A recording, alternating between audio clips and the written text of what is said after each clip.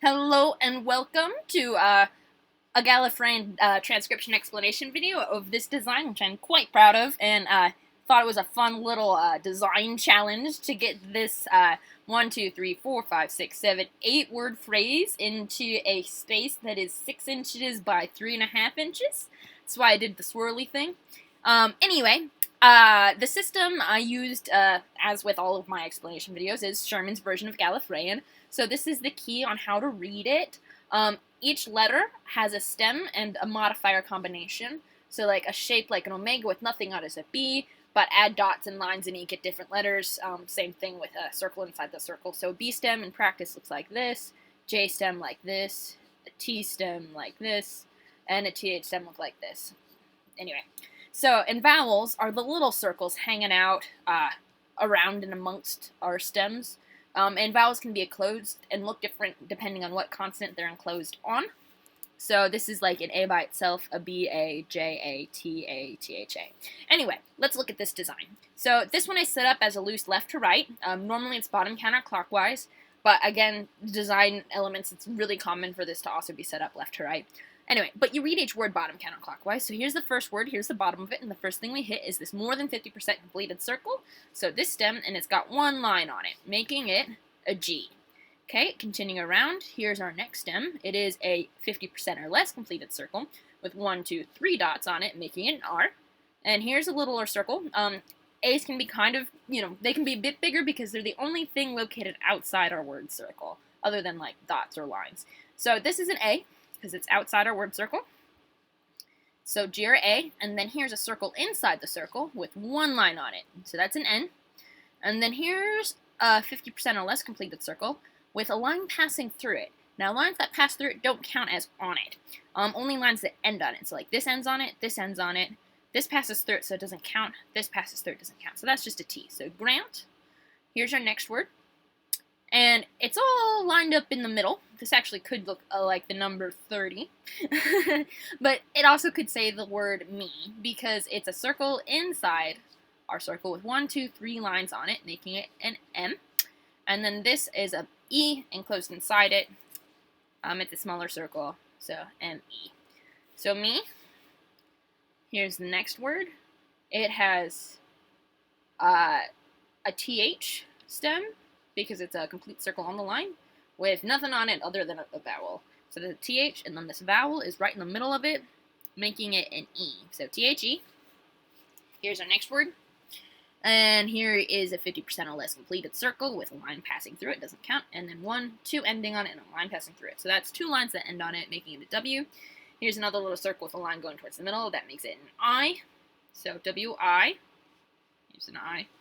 And then here we have another 50% or less with 1, 2, 3 lines ending on it, making it an S. Now we have an omega, or more than 50% completed circle with 1, 2, 3 dots ending on it, making it a D. And then on it, we have this little overlap of an O, which I could make bigger compared to the other vowels, because only a vowel could be actually overlapping and on a stem like this, like that. Because it overlaps here and it's a completed circle, we know that has to be an O, even though it's bigger than your typical vowels. So D-O. And then here's a circle inside the circle, like this, with 1, 2, 3 lines ending on it, making it an N. So wisdom. Here's our next word. It's a fairly simple one. Here's the bottom of it. Here's a 50% or less completed stem with nothing on it, making it T, and another O, so 2. This is just the line continuing through it. Wisdom 2. Okay, here we have something that looks kind of complicated, but really isn't. So here we have a stacked letter. So 2 lines of different thickness, so a thick line and a thin line, means it's 2 stems that are stacked of the same stem. So you read thin to thick in this case. So the thin one has 2 dots in it, making it a K. And then here is the thicker one, you read that next, and it has 1 line ending on it, making it an N. And then we have the O on it, K and O. And then here we have this stem, which has 1, 2 lines ending on it, making it a W to know. Here we have another stem, it's got a TH on it, sorry, another word, bottom, T-H-E. Just a little E, that's T-H-E, the. And now here we have an omega with 1, 2, 3 dots. So 1 dot here, then that dot inside. I mean, no vowels have dots, so this dot has to be part of that stem. And here's another dot, so 3 dots, making it a D. And here's a vowel enclosed in it. It's got a line going towards the middle, making it an I. So DI. Here's a double line of the same thickness, meaning it is the same letter twice, and it has 1, 2, 3 lines ending on it. So these are both omega stems, so more than 50% completed. So like this, with 3 lines, FF, and then right in the middle of that we have an E, like that. So DIFFE. Here is a 50% or less completed circle like this, with 3 dots on it, making it an R.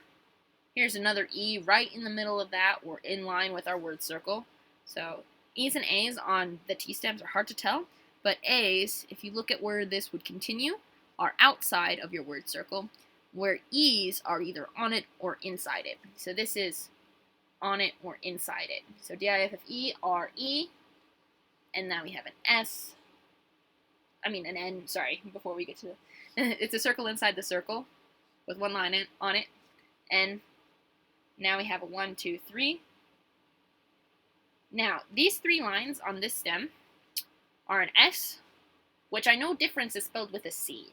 But in Circular Gallifreyan, you're supposed to avoid using C's unless they're absolutely necessary, like in an acronym or in something where the C doesn't make a CH sound, or an S sound, or a K sound. So you're supposed to use the S because it says difference. So, and then here's the E at the end. So difference.